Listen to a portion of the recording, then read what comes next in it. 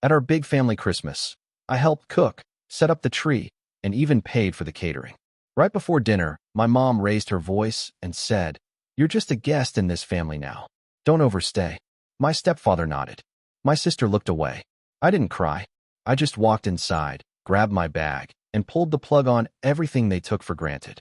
I, 32M, spent 3 weeks preparing for what I thought would be our perfect family Christmas. After Dad passed 2 years ago, I'd been trying harder than ever to keep our traditions alive, especially for Mom's sake. She'd remarried last spring to someone she met through her church group, and while their relationship moved fast, I genuinely wanted to welcome him into our family. The planning started in early December. I took time off work, drove 6 hours from my apartment to their house, and threw myself into making everything special. I researched catering companies, settled on one that specialized in traditional holiday meals, and put down my credit card for a feast that would feed 15 people. Mom had invited her new husband's grown children and their families, plus our usual extended family members. I spent days decorating. The tree took an entire afternoon. I drove to 3 different lots before finding the perfect 8-footer, hauled it into their living room by myself, and spent hours untangling lights that had somehow become a massive knot since last year. Mom watched from her chair, occasionally suggesting I move an ornament or adjust a branch. Her new husband mostly stayed in his den, emerging only to comment that his ex-wife used to put their tree in a different corner. The house needed work too. I cleaned windows, vacuumed carpets, scrubbed the guest bathroom until it sparkled, and even touched up paint in the hallway where the walls had gotten scuffed. When the caterer called to confirm details, I handled everything: timing, dietary restrictions, setup requirements. Mom had given me a list of what her new stepchildren preferred, and I made sure everything was covered. My sister lived about an hour away, but barely helped with preparations. She'd text occasionally asking what she should bring, but when I suggested specific items, she'd either forget or show up with something completely different. Still, I was determined to make this work. This was our first Christmas as a blended family, and I wanted everyone to feel included. The morning of Christmas Eve, I was in the kitchen at 7, helping the caterers set up their warming trays and organize serving dishes. The house smelled incredible: turkey, ham, all the traditional sides, plus some dishes I'd never tried, but that were apparently favorites from the other side of the family. I felt proud watching everything come together. Throughout the day, relatives began arriving. Mom introduced me to her new stepchildren and their families, and I made an effort with everyone.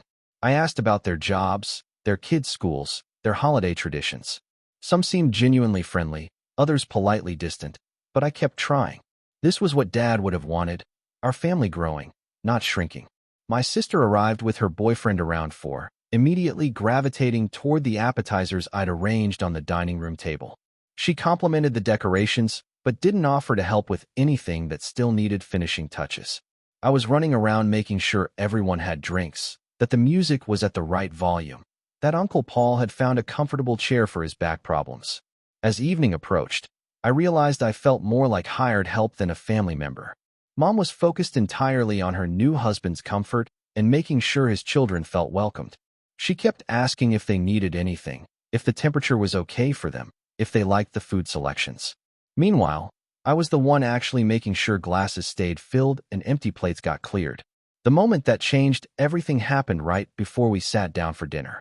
I was in the kitchen, checking that the caterers had everything they needed for serving, when I heard Mom's voice from the dining room, getting louder.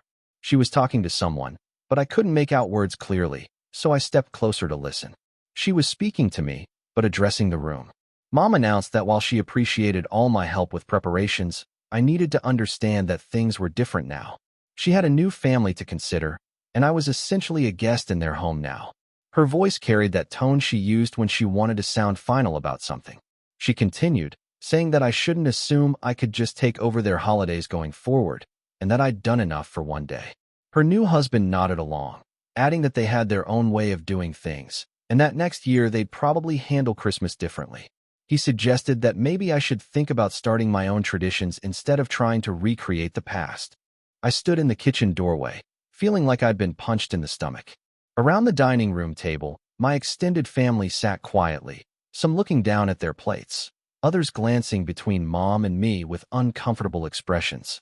My sister was examining her napkin like it contained the secrets of the universe. Nobody spoke up. Uncle Paul, who'd helped raise me when Dad was working double shifts, just sat there.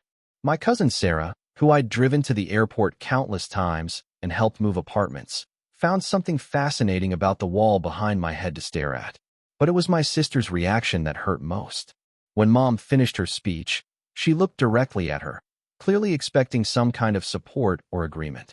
My sister finally lifted her eyes, looked at me for just a moment, then turned her attention to her plate and mumbled something about the food looking good. I stood there for what felt like an hour, but was probably only 30 seconds. The whole room was quiet except for the soft Christmas music playing from the speaker system I'd set up. All those decorations I'd hung, the tree I'd hauled in and decorated, the meal I'd paid for, everything felt like it was mocking me. Rather than make a scene or argue, I simply nodded. I told Mom I understood, and that she was right about me needing to head home anyway. I mentioned I had some work things to catch up on before the new year, which wasn't true, but gave me an excuse to leave without looking completely devastated. I walked calmly to the guest room where I'd been planning to stay the night. My bag was already mostly packed since I hadn't really unpacked much. As I gathered my few remaining items, I could hear the family starting to serve dinner, voices gradually returning to normal conversation levels. Before leaving the house, I stopped by the electrical panel in the basement. I noticed it years ago when Dad was having some work done, and I remembered which breakers controlled what. The Christmas tree lights, the exterior decorations, the sound system, the warming trays keeping the catered food at proper temperature. I switched off every single breaker that controlled something I'd set up or paid for. The house went dark except for the basic overhead lights and kitchen appliances. I heard surprised voices from upstairs, someone asking what happened to the music, another person wondering why the tree lights went out. I walked out the front door without saying goodbye to anyone.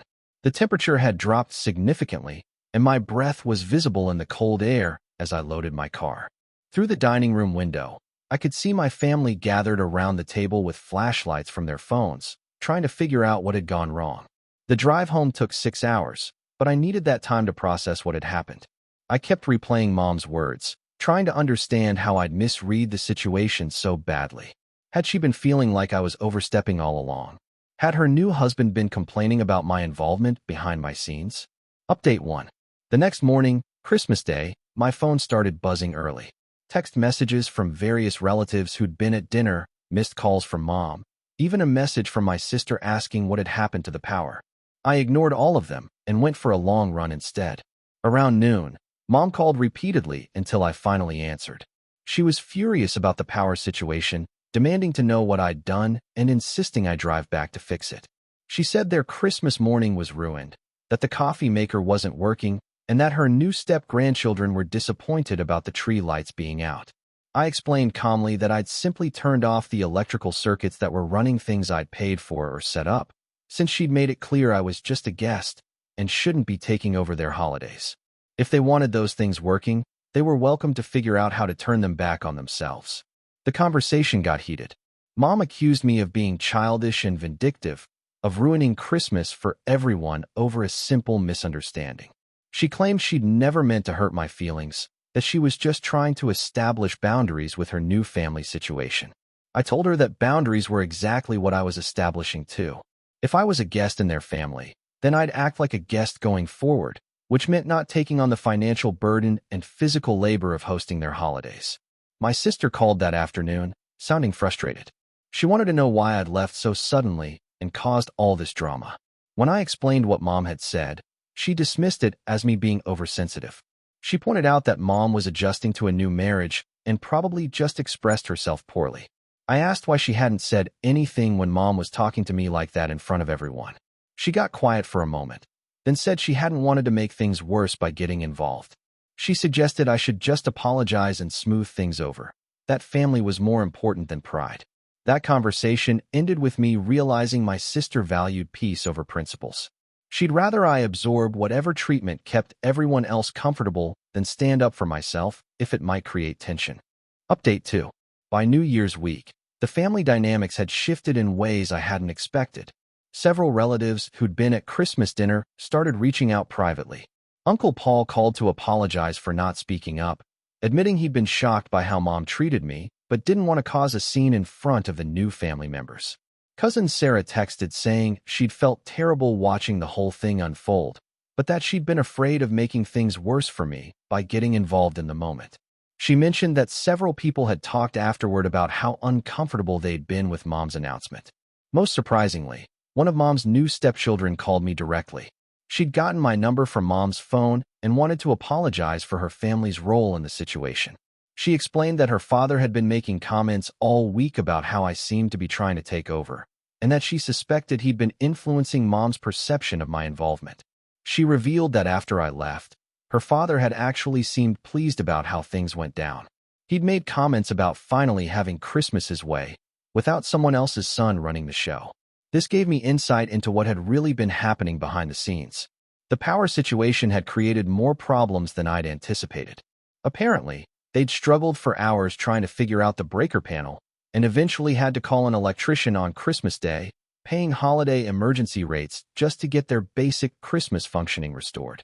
Mom called again the following week, this time with a different tone. She said she'd been thinking about what happened and wanted to have a conversation. She admitted that maybe she'd handled things poorly, but maintained that she'd been feeling caught between her old family and her new one.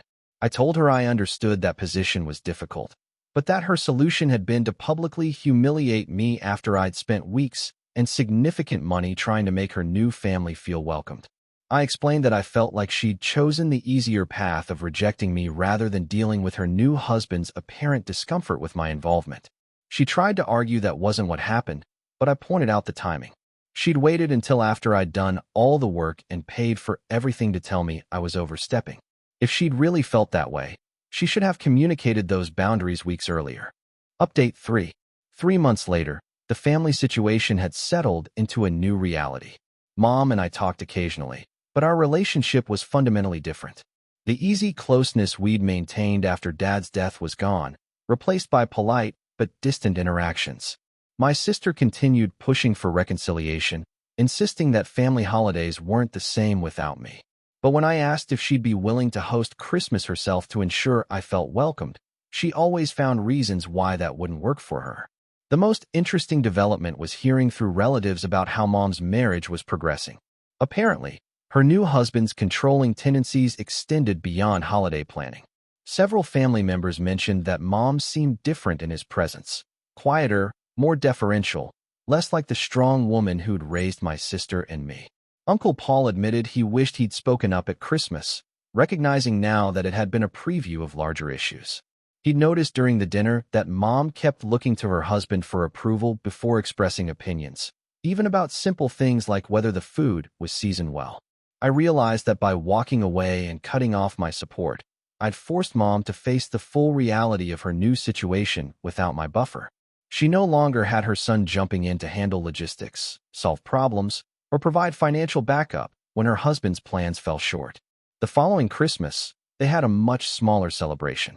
According to my sister, Mom had asked if I was planning to come, and when told no, she'd seemed genuinely disappointed. They'd struggled with organizing everything themselves, and the day had felt flat compared to previous years. I spent that Christmas with friends, helping cook dinner for a group of people who'd also chosen to create their own holiday traditions rather than navigate difficult family dynamics. It was the first Christmas since Dad died that I actually felt relaxed and appreciated. Looking back, I realized that walking away hadn't been about revenge as much as it had been about self-respect. I'd spent 2 years after Dad's death trying to hold our family together, picking up responsibilities and emotional labor that nobody else wanted to handle. Mom's Christmas announcement had been a wake-up call that my efforts weren't valued the way I thought they were. By treating me like hired help who'd overstepped, she'd shown me exactly how she viewed my contributions. The power switch off had been symbolic more than vindictive. I'd simply stopped providing services that weren't appreciated, the same way any reasonable person would stop doing favors for someone who'd made it clear those favors were unwelcome. 6 months after that Christmas, Mom called saying she missed our old relationship and wanted to work toward rebuilding it. But when I explained that would require acknowledging how she'd treated me and making changes to ensure it didn't happen again, she got defensive and insisted I was holding grudges. I realized then that she wanted me to return to my old role of making her life easier without her having to take responsibility for pushing me away in the first place. She missed having someone to handle the difficult parts of family management, but she wasn't willing to treat that person with the respect the role deserved. The family dynamics never fully recovered, but I found peace with that outcome. I'd learned that sometimes the healthiest response to being told you're unwelcome is to actually leave, rather than fighting to prove your worth to people who've decided not to value it. That Christmas taught me the difference between family who appreciate your presence and family who just expect your service. Once I understood that distinction, it became much easier to decide where to invest my time and energy going forward.